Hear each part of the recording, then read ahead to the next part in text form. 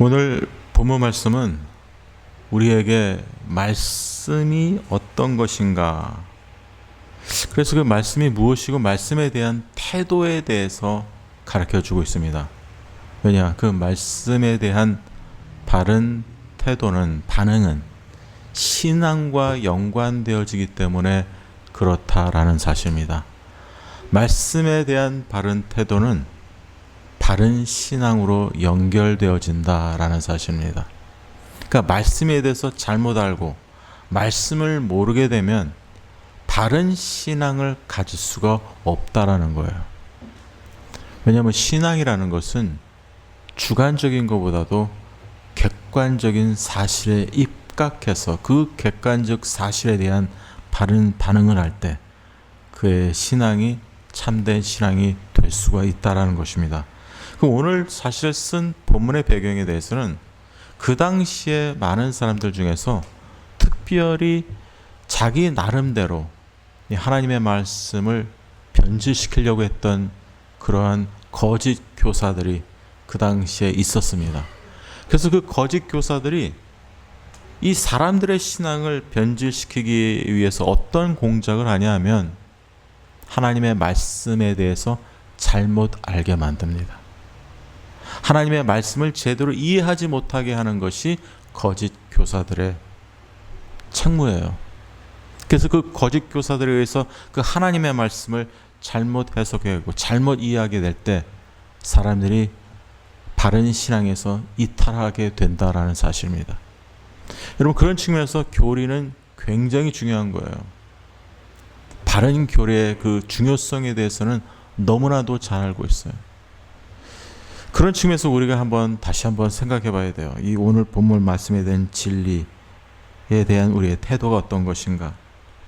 12절에 나와 있습니다. 이 진리에 대한 태도는 생각나게 해야 된다.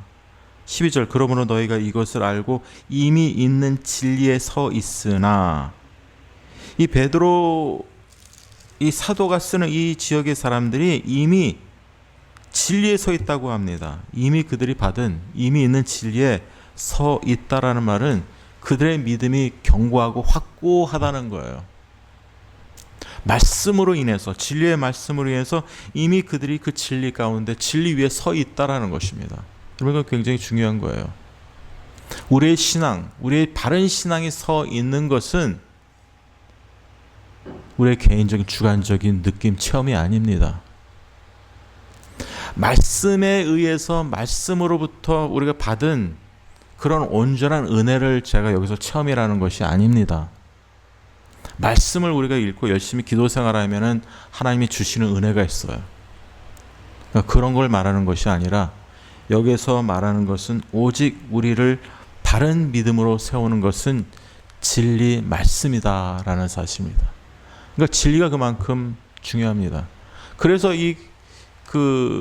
여기 나와 있는 거짓 교사들 끊임없이 그 진리를 왜곡시켜서 그 진리의 신앙에부터 이탈시키기를 원하는 거예요. 여러분 지금도 마찬가지예요. 여러분, 기독교는요, 개신교는 어떻게 보면은 제가 보기에는 별로 교리에 대해서 심각성을 가지고 있지 못해요. 요즘 제가 보는 견지에서 요즘 교회의 문제점이 그거예요. 교리에 대해서, 저도 과거에 교리에 대해서 심각하게 생각했던 사람이 아닙니다. 그런데 점점 제가 이제 목회를 하면서 또한 이 성도님들과 성경 공부를 하면서 교리에 사람들이 무지하다는 거예요. 근데 실질적으로 개신교에 다니는 성도들은 교리에 대해서 관심이 없는데 누가 교리에 대해서 관심인지 아십니까? 신천지 사람들이 교리에 관심 있어요. 그리고 신천지 사람들 자기의 교리를 만듭니다. 여러분, 그 이단들, 신천지라든지 여호와의 증인, 몰몬, 그런 여러 가지 이단들 있지 않습니까? 유광수 다락방이라든지 그런, 여러분들 그 이단 집단에 들어가게 되면 처음에 뭐부터 하는지 아십니까? 이단 교리 공부부터 시킵니다. 1대1로. 그래서 완전히 그 1대1로 자기들의 교리와 사상에 굴복시키기 위해서 처음부터 하는 게 뭐냐면 1대1 제자훈련, 이단들과 하는 제자훈련을 시킵니다. 그래서 거기서 넘어가는 때 완전히 자기 쪽 사람이 된다라는 거예요. 그래서 그 사람들은 그 교리에 자기들이 믿는 그 확고부동한 이단 교리에 목숨을 겁니다. 여러분 여기서도 보면 이미 이 사람들은 진리에 서 있습니다. 믿는 사람들입니다. 택한 하나님의 백성들입니다. 그런데 이미 있는 진리에 서 있으나 내가 항상 너희에게 생각나게 하려 하노라. 그럼에도 불구하고 너희들에게 항상 생각나게 한다라 이렇게 말합니다. 13절 내가 이 장막에 있을 동안에 너희를 일깨워 생각나게 함이 옳은 줄로 여기노니 뭘 생각나게 하겠습니까? 하나님의 말씀, 진리의 말씀을 계속해서 일깨우고 생각나고 기억시키는 거예요. 여러분 신앙이라는 것은, 바른 신앙이라는 것은 내가 한번 믿었습니다. 그걸로 끝. 말씀 읽을 필요도 없습니다. 그게 아닙니다. 말씀을 계속해서 읽고 붙들고 의지하고 그 말씀에 순종하며 살아가고 그 진리의 말씀, 여러분 진리를 여기서 보면 그냥 진리를 알고만 있다고 하지 않습니다. 진리 위에 서 있다고 합니다. 이것은 분명한 신앙의 자세입니다. 그 진리에 서 있기 위해서 계속해서 너희에게 생각나게 한다. 기억시킨다. 말씀을 계속 기억시킨다는 거예요. 말씀이 주는 중요성이에요.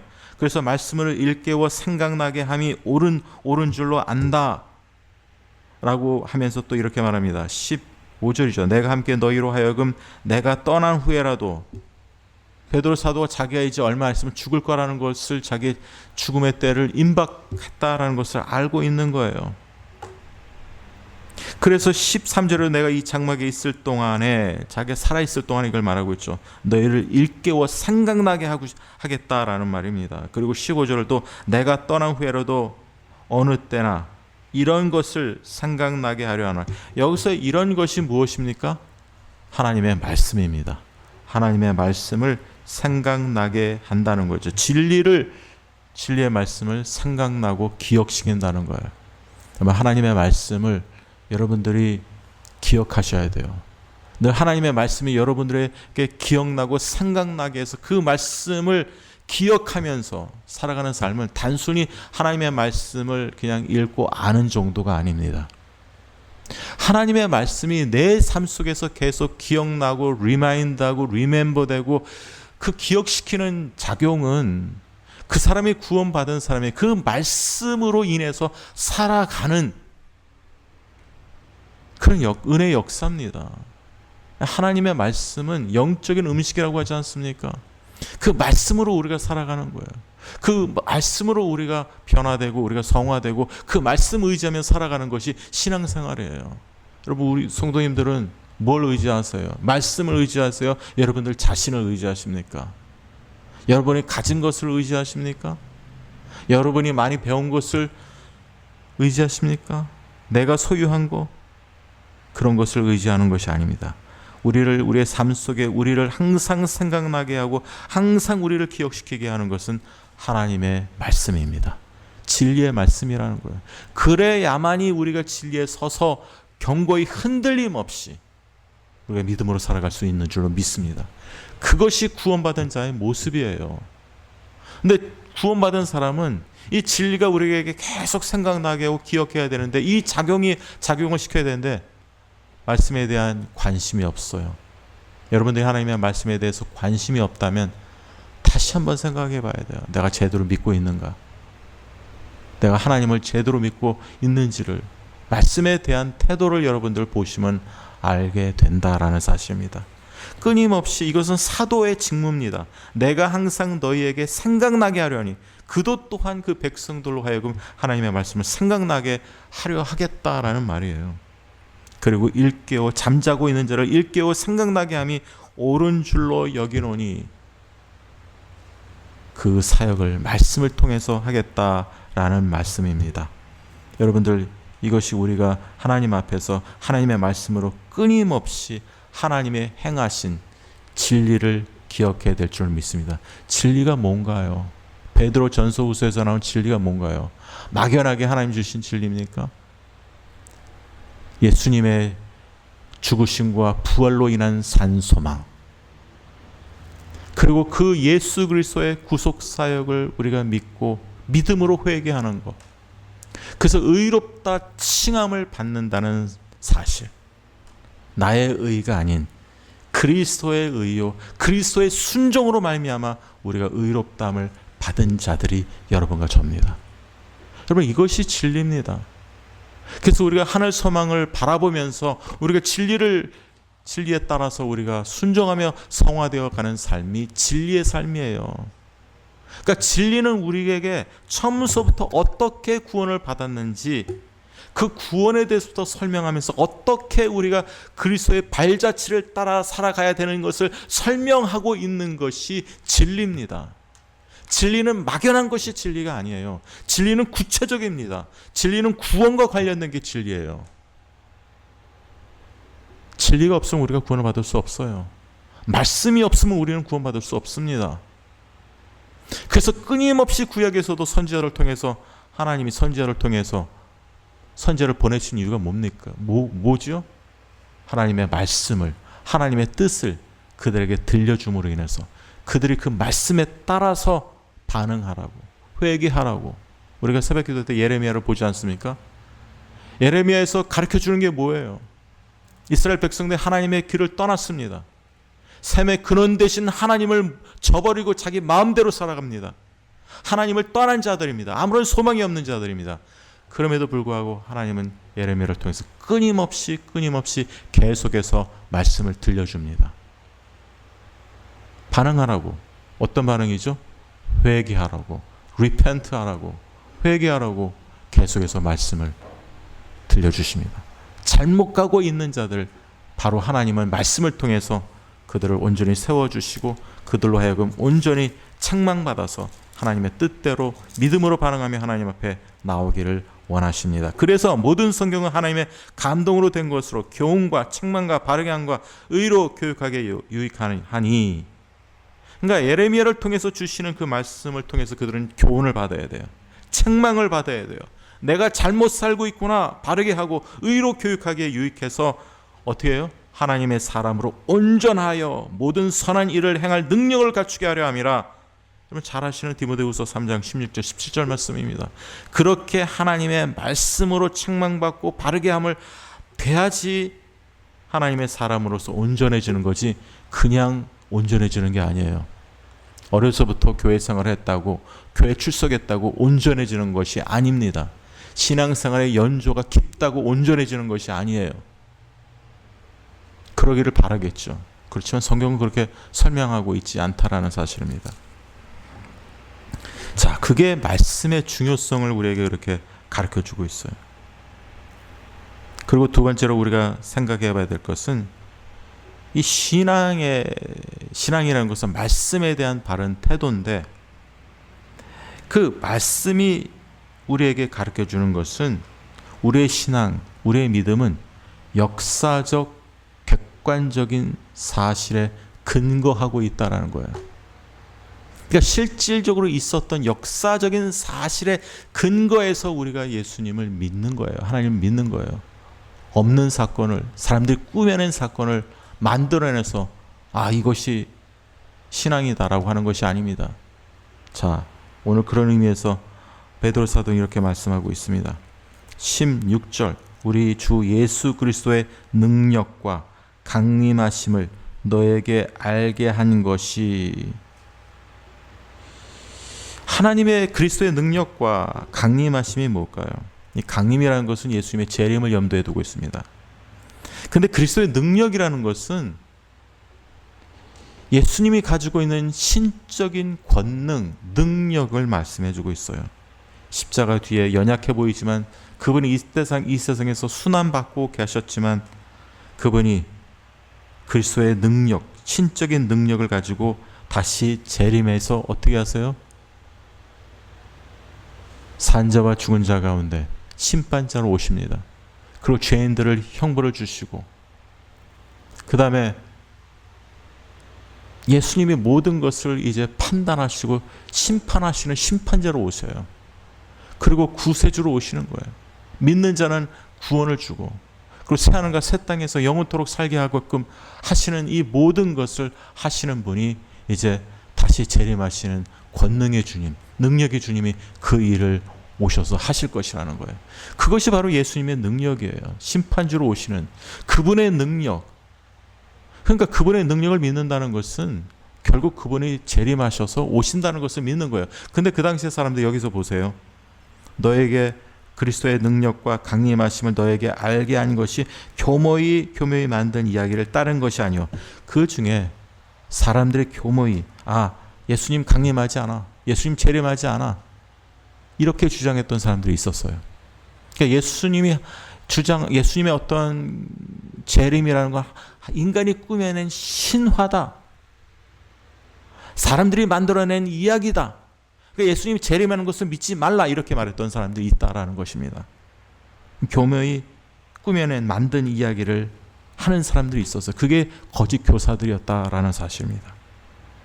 그러니까 예수님의 강림을 재림을 믿지 않는다는 건 뭐냐면 예수님을 결국 인간 예수로만 믿는다는 거야. 예수님이 인간이다. 죽었다 끝났다. 심판주로 오신다. 그러니까 심판의 주님 오실 것은 성자 하나님으로서 심판자로 오신다는 것은 권능의 능력을 가지고 그분이 이제 모든 것을 판단하시는 죄에 대해서 판단하시고 벌할 자는 벌하시고 영생을 줄 자는 영생을 주시고 또 부활시키셔서 우리가 완전히 영육간에 이제 부활하게 되는 몸을 갖고 하나님의 말씀을 믿지 않는 자, 예수님 믿지 않는 자도 영원 형벌에 벌하게 되는 이 모든 일을 심판주로 예수님 오셔서 하실 일이다라는 거예요. 그러니까 믿지 않는 거예요, 그걸. 그러니까 뭐예요? 예수님이 다시 오심을 믿지 않는다는 건 무엇을 말해주냐면 내 마음대로 내 뜻대로 살겠다는 거야. 어떻게 보면 예수님을 심판주로 믿지 않는 것은 예수님을 성자 하나님으로 믿지 않는다는 거예요. 그냥 자기 마음대로 살겠다는 거죠. 인간 예수로만 믿겠다는 거죠. 그러니까 여기서 가르쳐주는 것은 강림하시기 때문에 그의 능력과 강림하시기 때문에 우리가 예수님에 대해서 바로 믿어야 된다는 것을 가르쳐주고 있어요. 그 예수님 분명히 다시 재림하실 것이다 라는 것을 가르쳐주고 있습니다. 이 사실을 얘기하면서 그는 무엇을 변화산에서 예수님이 변하셨던 그 사건을 여기서 기억시켜 주십니다. 우리는 그의 크신 위엄을 친히 본 자나 17절 지극히 큰 영광 중에서 변화산 사건입니다. 이러한 소리가 그에게 나기를 이는 내 사랑하는 아들이요 내 기뻐하는 자라 하실 때 그가 하나님 아버지께 존귀와 영광을 받으셨느니라. 변화산에서 야곱과 그의 형제 요한이 베드로가 변화산에서 예수님이 변화되신 것을 그들이 봤습니다. 그러니까 성자 하나님의 그런 신적인 권위를 가지고 그 위엄 속에서 예수님이 변화되는 그 모습을 보여준 것은 예수님이 인간이 아니다라는 거예요. 권능을 가지고 계신 권능의 주로 이제 도래할 것이다, 올 것이다라는 것을 미리 맛보기로 미리 보여준 거예요. 미리 예표해 준 거예요. 이러한 사건이 재림의 사건이 영광 중에 예수님이 다시 오실 것이다. 예수님 스스로가 내가 영광 중에 다시 오시리라. 천사들과 함께 내가 구름 가운데서 내가 다시 돌아오시리라고 예수님이 말씀하셨어요. 그러니까 여기서도 보면 그 위엄을 친히 보았다. 하나님 아버지의 존귀와 영광을 받았다. 18절 이 소리는 우리가 그와 함께 거룩한 산에 있을 때 거룩한 산에 바로 변화산이죠. 하늘로부터 난 것을 들은 것이나. 자, 여기서 보면 16절에 그 크신 위엄을 친히 보았다. 18절에 들었다. 영어 성경에서는 뭐라고 했냐면 친히 보았다는 말을 eye witness라고 합니다. 목격자라는 거예요. 이 하나님의 그 위엄한 그 영광 중에 장엄한 가운데 이런 변화선에서 예수님이 변화되신 이 모습을 우리가 보았고 우리가 친히 들었다. 이는 내 사랑하는 아들이라는 이 광경을, 이 엄청난 영광의 광경을 우리가 친히 목격한 자다. 그러니까 분명히 예수님은 재림할 것이다. 이런 모습을 다시 재림할 것이다 라는 것을 가르쳐주고 있어요. 여러분, 신앙이라는 것은, 믿음이라는 것은 어떠한 한 사람의 개인적 체험으로 인해서 그 사람의 신앙을 갖는 게 아니에요. 확실한 역사적으로 하나님이 보여주셨던, 계시해 주셨던 그 역사적 사건 토대 위에서 우리가 신앙 고백을 해야 되는 줄 믿습니다. 예수님의 죽으심, 실제 있었던 사건입니다. 예수님의 부활도 실제 있었고 승천하셨고 다시 오실 사건, 그런 것을 토대로 해서 우리는 예수님이 다시 오실 것을 믿어야 된다는 거예요. 오늘 그런 측면에서 우리가 무엇을 믿고 있습니까?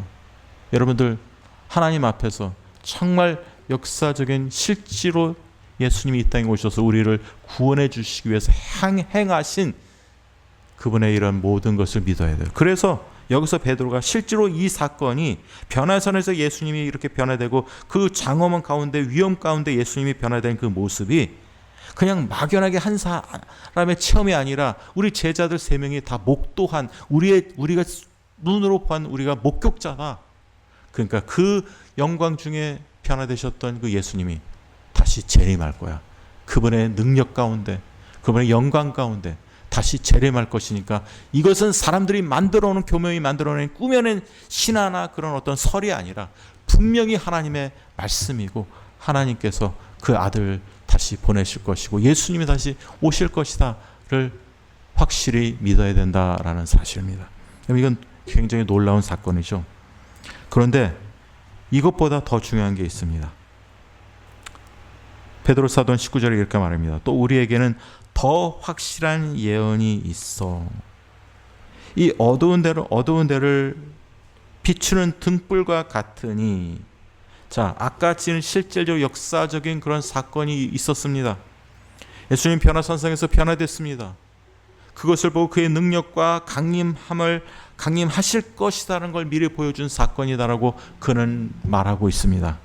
그러나 그러한 초자연적인 사건보다 더 중요하고 더 확실한 것이 바로 하나님의 예언의 말씀이다라고 베드로서는 말하고 있는 거예요.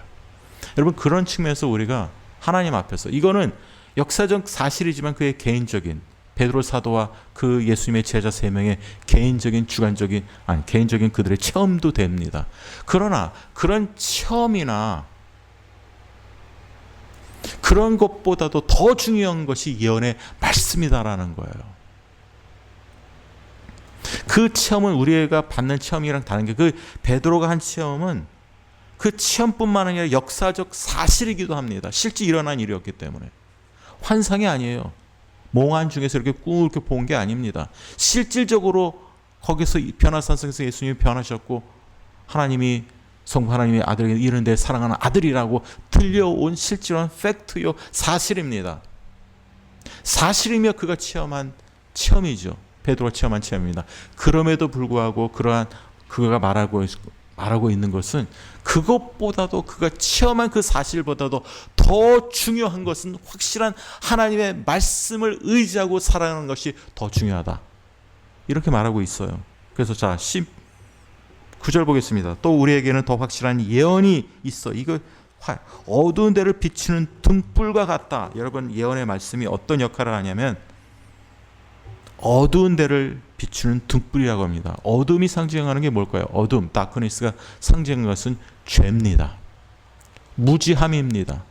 이 어둠이라는 거예요. 예수님이 이 세상에 오셔서 빛 가운데, 그 어둠 가운데 비치셨다고 요한복음 1장에 나옵니다. 근데 사람들이 그를 알지 못했다.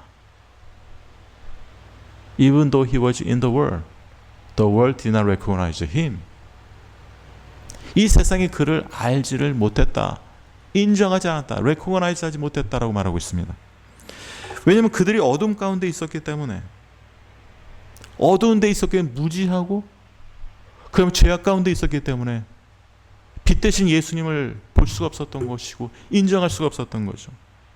근데 분명히 이 확실한 예언의 말씀이 어두운 데를 비추는 등불과 같다라는 거예요. 하나님의 말씀이 내 죄악된 삶을 밝혀주고 이 죄악과 이 무지함을 깨우쳐주는 것이 더 확실한 하나님의 예언의 말씀이라는 거예요. 그래서 예언의 말씀이 중요한 거예요. 말씀을 통하지 않고서는 우리가 내 자신이 무지하다는 사실을 깨닫지 못합니다. 내 자신이 죄악된 삶을 살고 있다는 것을 깨닫지 못해요. 세상에 나가보세요. 저 밖에 나가보세요. 예수님 안 믿는 사람들한테 자기들이 죄악 가운데 있다고 생각하는 사람이 어디 있겠어요. 다 잘났고 의로운 삶을 살아고. 그래서 그들이 예수님 믿는 사람을 조롱하지 않습니까? 예수를 믿으려면 내 주먹을 믿으라고. 그 조롱하는 거예요. 그게. 자기들이 실질적으로 어둠 가운데 헤매고 있으면서 진리를 분별하지도 못하고 어둠과 죄악 가운데 있으면서도 그것을 깨닫지 못하는 거예요. 왜냐? 말씀을 믿지를 못하기 때문에. 말씀을 깨달을 수 있는 깨달을 수 있는 능력이 그들에게 없기 때문에. 말씀의 옳고 그름을, 말씀을 통해서 내 자신의 옳고 그름을 분별할 수 있는 분별력이 없기 때문에 결국은 어두운 가운데 헤매고 있는 그 인생. 그래서 하나님이 우리에게 더 확실한 예언, 어떤 인간적으로 체험했던 그 체험보다 더 중요한 것이 하나님의 예언의 말씀이다라는 거예요. 그 말씀을 우리가 믿을 때 우리가 어두운 가운데 있는 우리 자신을 비춰서 등불과 같이 바른 길을 우리가 볼 수 있다는 거죠. 그래서 하나님의 말씀은 내 발의 등불이다, 이런 말씀이 있던 것처럼 등불같이니 날이 새어 샛별이 너희의 마음에 떠오르기까지. 이 날이 샜다는 말은 이제 마지막 때에 샛별이, 날이 새어 샛별이 너희 마음에 떠오르기까지라는 말은 예수님입니다. 이 샛별은 예수님을 말하고 있어요. 모닝 스타, 샛별이 너희의 마음에 떠오르기까지. 그 샛별이 결국은 오셔서 오르기까지, 우리가 샛별이 예수님이 오시기까지 어떻게 살아야 돼요? 이것을 확실한 예언의 말씀에 주의해야 된다는 거예요. 예수님이 오실 때까지, 예수님이 오실 때까지, 재림하는 그 순간까지 우리가 하나님의 말씀을 붙들고 그 말씀에 주의하며 순종하며 살아가는 삶이 이 땅의 크리스천의 삶이다라는 거예요. 그러니까 말씀이 없으면 우리가 제대로 된 크리스천의 삶을 살아갈 수가 없는 거예요. 그래서 말씀의 중요성이 그렇게 있는 거예요. 그래서 말씀 하는 거예요. 그럼 성령이 뭐냐? 말씀을 붙들고 살아갈 때 그 말씀이 우리들에게 마음속에 박혀서 그 말씀을 아멘하고 그 말씀이 은혜받게 하는 것이 성령님의 역사예요. 하나님이 예수님을 보내주셔서 어떻게 우리가 구원받았는지 그것을 깨닫게 하시는, 그 말씀을 통해서 예수님이 하신 일을 깨닫게 하시는 분이 바로 성령님, 택한 백성을 하나님의 백성으로 살아가도록 부르시는 분이 바로 성령 하나님이다라는 사실입니다. 여러분, 그렇게 말씀이 중요하기 때문에 말씀에 주의하며, 이 확실한 예언의 말씀을 주의하며 살아가야 되는 삶이기에 우리가 그 말씀을 자꾸 리마인드시고 기억나게 하고 생각나게 하고 그 말씀을 붙들고 살아가야 됩니다. 그리고 또 한 가지, 그렇기 때문에 말씀에 주의해야 되기 때문에, 자, 20절의 주의사항, 21절의 주의사항을 보여주고 있습니다. 이것을 주의해야 됩니다. 하나님의 말씀을 주의하며 살아가는 자는 어떻게 주의해야 합니까? 20절, 먼저 알 것은 성경의 모든 예언은 사사로이 풀 것이 아니니. 그러니까 성경의 모든 예언은 하나님의 말씀입니다. 성경이 자체가 하나님의 예언의 말씀이죠. 사사로이 풀면 안 된다는 거예요. 자기 마음대로 풀면 안 된다는 거예요. 그 영어 성경에서는 보면은 그런 말씀이 몇 군데 있어요. 그래서 예를 들어서 No prophecy of scripture is a matter of one's own interpretation. 뭐냐면 성경의 예언의 말씀은 자기 자신의 해석의 문제가 아니다. 개인적인 해석으로 성경을 해석하면 안 된다, 이 말이에요. No prophecy is a matter of one's own interpretation. 그리고 어떤 성경은 No prophecy of scripture comes from someone's own interpretation. 예언의 말씀, 그 하나님의 말씀이 누군가의 그 자기 자신의 개인적인 그러한 해석으로부터 오면 안 된다. 해석은요, 공적인 해석이 돼야 돼요. 한두 사람이 내가 이렇게 해석한다가 아니라 역사적 교리, 역사적 고백과 교리에 근거한 그런 해석이 돼야지 제대로 되어진 해석입니다. 여러분, 제가 이 해석을, 그러면 내가 성경을 볼 때 내 나름대로 좀 성경을 보면서 이해하는 거, 이게 잘못된 겁니다. 잘못된 겁니까? 그 해석이 만약에 일반 사람들이 동의하지 않으면 목회자한테 와서 확인을 하셔야 돼요. 그리고 그 해석이라는 것이요, 예를 들어서 교단과 교단의 차이가 좀 있어요.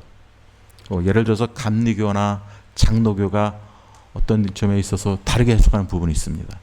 침례교하고 장로교하고 다르게 해석하는 거 있습니다. 그런데 그 정도에 따라서 각기 교단의 차이점 다르게 해석하는 것 때문에 우리가 다른 장로교를 이단이라 다른 감리교를 이단이라고 하지 않아요. 우리랑 생각이 다르다고 침례교를 이단이라고 하지 않습니다. 그런 어떤 교단 간의 차이점을 가지고 있는 해석이 아니라 이 해석은 완전히 잘못된 해석을 할 때 오는 해석을 말하고 있어요. 구원론과 구원에 관련돼서 하나님에 대해서 제가 예를 들어 드릴까요? 예전에 어떤 사람이 여호와의 증인이 그러더라고요. 저한테 아주 젊었을 때요. 너희들은 왜 하나님을 믿는데 셋뿔 달린 하나님을 믿고 있느냐? 우리가 무슨 셋뿔을 달립니까?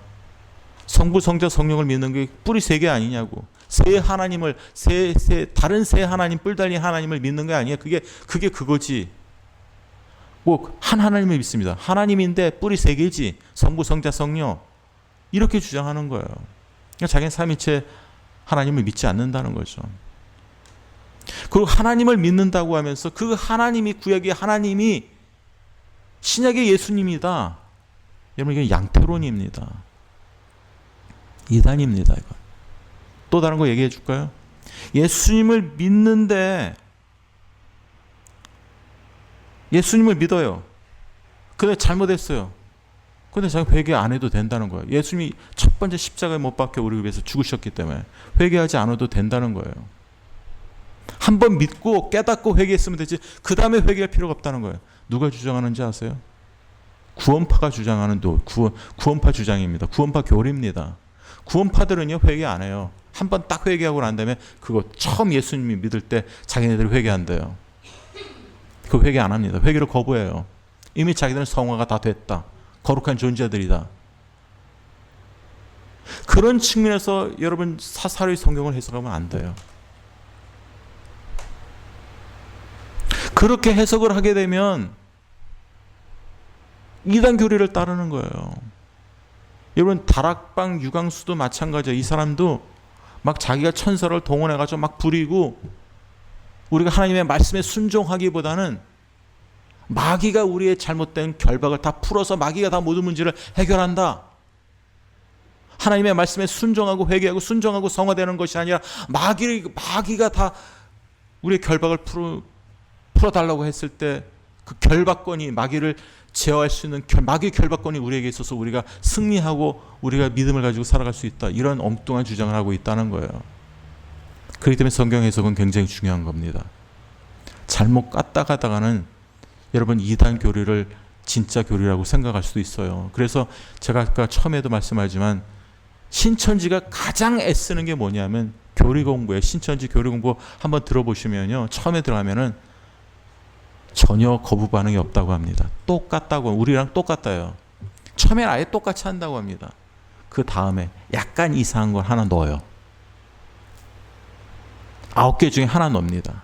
계속 그게 먹히면 그 다음에 9개 중 10개 중에 또 2개 넣고 3개 넣고 그래서 결국 그들이 완전히 신천지 교리에 빠지게 된다라는 사실입니다. 오늘 여기서 말씀하는 것도 그래요. 모든 예언은 사사로이 풀 것이 아니니 그 이유가 뭐냐면 헬라어는 가르 왜냐하면이라는 말이 21절에 나와요. 왜냐하면 예언은 언제든지 사람의 뜻으로 낸 것이 아니요. 사람의 뜻으로 낸 것이 아니라 오직 성령의 감동하심을 받은 사람들이 하나님께 받아 말한 것이야. 하나님께 받아 말하는 것이기 때문에 인간이 자기 식대로 자기 방법대로 자기 마음대로 해석을 하면은 안 된다. 그런 사실을 가르쳐주고 있다라는 것입니다. 왜냐하면 사람의 뜻으로 낸 것이 아니기 때문에 그것은 분명히 하나님으로부터 하나님의 뜻이기 때문에 하나님께로 받아 말한 것이기 때문에 주의해야 돼요.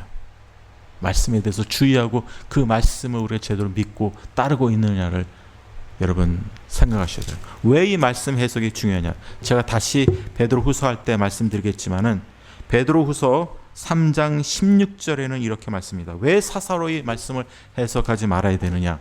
베드로서 3장 16절에 이렇게 말씀하고 있습니다. 또 그 모든 편지에도 이런 일에 관하여 말하였으되 그 중에 알기 어려운 것이 더러 있으니 성경이 알기 어려운 게 많아요. 때 알기 어려운 것이 더러 있으니 무식한 자들과 굳세지 못한 자들이 다른 성경과 같이 그것도 억지로 풀다가 스스로 멸망에 이르느니라. 억지로 풀어서 스스로 멸망한 자, 그게 다 이단자들입니다. 그래서 우리가 이단에 대해서도 잘 알아야 되고 우리가 믿는 교리에 대해서도 믿는 바에 대해서도 확실히 알아야 된다는 거예요. 그래서 실력이 있는 성도님들이 되셔야 된다는 거예요. 그래서 제가 여러분들과 교리 공부하는 이유도 거기에 있다라는 사실입니다. 여러분들, 하나님의 말씀을 바로 아시길 바랍니다. 바로 믿으시길 바랍니다. 우리 성도님들 잘 못 알고 계시는 것들 있다고 제가 우리 성도님들을 이단으로 보지 않습니다. 아, 저분은 잘 몰라서 저런 말씀을 하시는구나. 그렇게 생각해요, 저는. 여러분들이 성경 공부 때 질문하거나 그럴 때 제가 동의하지 않아도 저는 충분히 여러분들이 잘 모르셔서 그런 말씀을 하신다고 생각하고 있어요. 저는 저희 교회 성도님들을 그런 마음으로 바라보고 어떻게 하면 바른 진리의 말씀으로 이끌 수 있을까? 모르시니까 이끌 수 있을까? 그걸 제가 생각하고 있으면서 성경을 가르치고 기도하고 있습니다. 설교하고 있습니다. 오늘 그런 측면에서 성경에 대한 우리의 자세는 너무나도 중요하다는 거예요.